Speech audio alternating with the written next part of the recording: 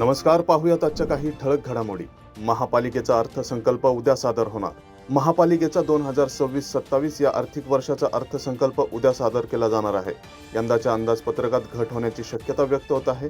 मागील आर्थिक वर्षात सुमारे 9,675 कोटींचे बजेट सादर करण्यात आले होते, मात्र यंदा ते 50 ते 100 कोटी रुपयांनी कमी असण्याची शक्यता महापालिका अधिकाऱ्यांनी व्यक्त केली आहे। उत्पन्नामध्ये घट झाल्याने खर्चावर काहीसा निर्बंध येण्याची शक्यता व्यक्त केली जाते। काही विभागांकडून अपेक्षेपेक्षा अधिक महसूल मिळाला आहे, तर काही विभागांकडून कमी मिळाला असल्याचं सांगण्यात आलं आहे। तर महापालिकेचा अर्थसंकल्प शनिवारी सादर होणार असून त्यात वाढ झाली की घट हे त्याच दिवशी सिद्ध होईल। सर्व लोकप्रतिनिधींच्या प्रभागात निधी कसा देता येईल याबाबत संबंधित अधिकाऱ्यांना सूचना दिल्या आहेत, असे महापौर रवी लांडगे यांनी सांगितले। माता रमाई स्मारकाचे भूमिपूजन 11 एप्रिल रोजी होणार।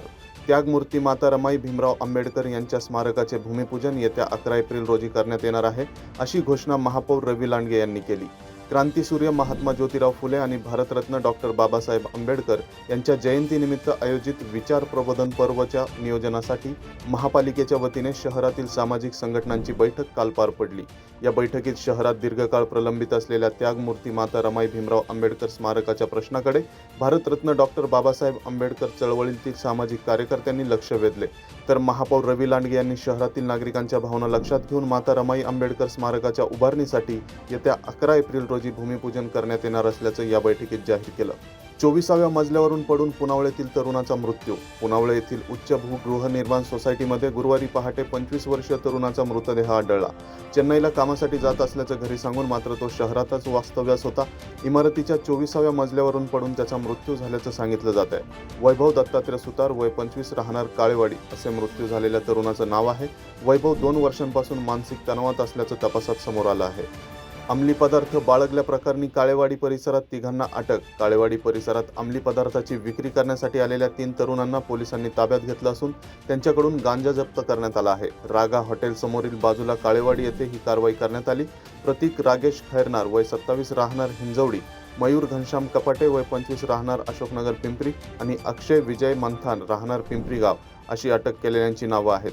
बेकायदेशीररित्या विक्रीसाठी असलेला 93 ग्रॅम साधा गांजा आणि सुमारे 27 ग्रॅम वजनाचा महागडा हायड्रोपोनिक गांजा या कारवाईत जप्त करण्यात आला। या सर्व अंमली पदार्थाची एकूण किंमत 2,65,350 रुपये इतकी आहे। संशयितांकडे हा साठा विक्रीच्या उद्देशाने असल्याचं तपासात निष्पन्न झालं आहे। सुरक्षा नियमांच्या दुर्लक्षामुळे कंपनीतील कामगाराचा मृत्यू। कंपनीमध्ये काम करत असताना सुरक्षेच्या उपाययोजना न केल्यामुळे एका 41 वर्षीय कामगाराचा मृत्यू झाला। ही घटना चिखली येथील साने इंडस्ट्रीजमधील नवतेज प्रेसिंग अँड इंजिनिअरिंग या कंपनीत घडली। सुनील व्यंकट बडगे, वय 41, राहणार मोरेवस्ती चिखली, असे मृत्यू झालेल्याचे नाव आहे। या प्रकरणी पोलिसांनी कंपनी मालक अशोक जगन्नाथ वराडे, राहणार संभाजीनगर चिंचवड, यांच्या विरोधात गुन्हा दाखल केला आहे। या कंपनीत वाहनांचे सुट्टे भाग बनवले जातात। हे सुट्टे भाग बनवताना यंत्राचे भाग उडून कामगारांचा जीव जाऊ शकतो, याची कल्पना असतानाही मालकाने कोणतीही सुरक्षा साधने पुरवली नव्हती। यामुळे सुनील बडगे या कामगाराचा कामादरम्यान मृत्यू झाला।